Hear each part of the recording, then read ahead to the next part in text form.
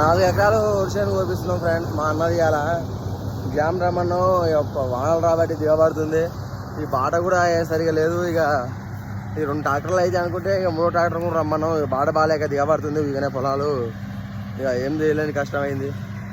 ఇక చూసుకుని చిన్నగా తీసుకొని పోవాలి. ఎట్లా చేశాను ఇక తప్పదు.